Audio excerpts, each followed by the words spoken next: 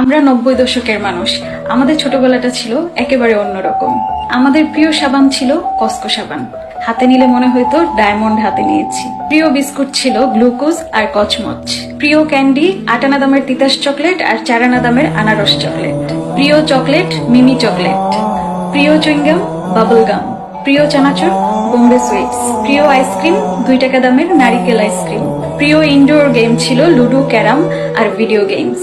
প্রিয় outdoor game ছিল বউচি, দাঁড়িয়া বান্ধা, গোল্লাছুট আর মাংসচোর। নিজেকে শক্তিশালী প্রমাণ করতে আর প্রদর্শন করতে আমরা দিতাম ডিগবাজি।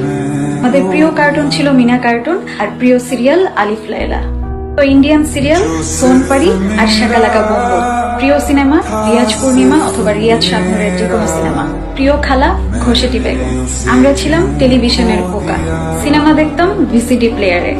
গান শুনতাম রেডিওতে ক্যাসেট ছেড়ে। লোডশেডিং হলে আমরা খুশি হইতাম আর গান গাইতাম। পড়ালেখা করতাম মোমবাতি অথবা হারিকেন জ্বালিয়ে। আমরা জানতাম বিদেশ থাকে আকাশে, বাথরুমের দরজার চিপাই থাকে হচ্ছে ভূত।